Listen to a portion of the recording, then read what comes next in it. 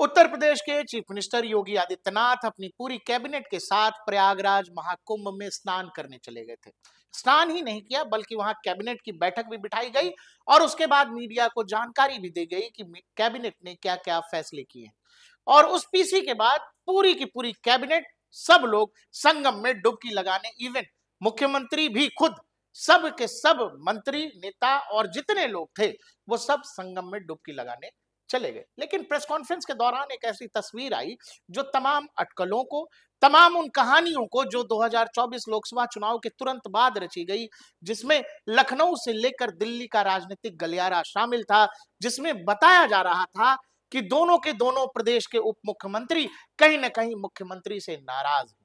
आप जब देखिएगा ध्यान से तो आपको योगी आदित्यनाथ जो पीसी करने आए कैबिनेट की बैठक के बाद, आप उनके लेफ्ट में केशव प्रसाद मौर्य को देख रहे हैं और दाहिनी तरफ ब्रजेश पाठक हैं। और यह बात जरूरी इसीलिए है क्योंकि जब मुख्यमंत्री मीडिया को कैबिनेट के फैसलों से अवगत करा रहे थे, केशव प्रसाद मौर्य हो या ब्रजेश पाठक, लगातार मुख्यमंत्री की बात में हामी भर रहे थे। ये बात उस बात के संकेत हैं जिसका राजनीतिक मैसेज ये है कि जिन भी लोगों को लगता था कि लखनऊ में या दिल्ली से कुछ चलाकर या खबरों को छपवा कर, अखबारों में कुछ लिखवा कर या टेलीविजन पर ब्रेकिंग न्यूज चलवा कर योगी आदित्यनाथ को कमजोर किया जा सकता है, वो ये समझ लें कि जिन लोगों के जरिए कहीं ना कहीं कथित रूप से ये सब करने की साजिश थी, वो दोनों ही उप मुख्यमंत्री अब खुद मुख्यमंत्री के अगल बगल में खड़े हैं और सरकार की हर बात में हामी भर रहे हैं। तो ये एक बड़ा राजनीतिक मैसेज प्रयागराज से आया। उसी संबोधन के दौरान देखा गया कि केवल अपने सहयोगियों को नहीं, अपने साथियों को नहीं, अपने गठबंधन के सहयोगियों को भी योगी आदित्यनाथ ढूंढते नजर आए, जिसमें वो कह रहे हैं कि राजभर जी कहां गए, निषाद जी कहां गए, आशीष पटेल कहां है, अनिल कहां है। पहले ये सुनिए। अभिनंदन करता हूँ। कहाँ गए भाई राजभर जी, और ये कहाँ गए अपने आशीष पटेल जी, निषाद राज कहाँ हैं लोग? आप लोग पीछे क्या छुपे हुए इधर आइए।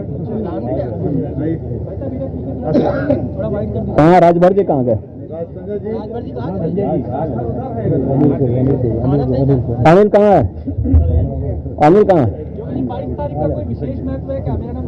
योगी आदित्यनाथ राजनीति के माहिर खिलाड़ी बनते जा रहे हैं और इस देश में बहुत बड़ा तबका ऐसा है जो ये समझता है या मानता है कि निकट भविष्य में कहीं ना कहीं योगी आदित्यनाथ लखनऊ से चलकर दिल्ली तक आ जाएंगे। उनकी राजनीति में वो राजनीतिक परिपक्वता अब दिखने भी लगी है। योगी आदित्यनाथ जितने आक्रामक हैं, वो उतने ही संवेदनशील हैं या उतने ही राजनीतिक तौर पर जागरूक हैं कि अपने सहयोगियों को भी ऐसा ना फील होने दें कि नहीं, हम बड़ी पार्टी हैं, हम हमारे लोगों के साथ हैं, आप सहयोगी होंगे, लेकिन छोटे दलों की जरा बड़े दल जो है इज्जत कम करते हैं। लेकिन चूंकि पूरी कैबिनेट की बैठक थी तो उसके दौरान वो बकायदा निषाद जी को ढूंढ रहे हैं और उसके बाद अनिल जी को ढूंढ रहे हैं जो आरएलडी से हैं, और उसके बाद उन्होंने कहा आशीष पटेल। आशीष पटेल का नाम महत्वपूर्ण इसीलिए है कि वो चाहे संजय निषाद हो या फिर आशीष पटेल, ये वो नेता हैं जो हमेशा गाहे बगाहे अपनी ही सरकार की आलोचना करते रहते हैं इस बात को लेकर कि राज्य के अधिकारी हमारी सुनते नहीं है। संजय निषाद ऐसा कई बार कर चुके हैं और पिछले एक महीने में आशीष पटेल खुद न जाने कितनी बार राज्य सरकार के अधिकारियों पर, उन अधिकारियों पर जो योगी आदित्यनाथ के करीबी माने जाते हैं, उनके चहेते माने जाते हैं, उनका नाम लेकर आशीष पटेल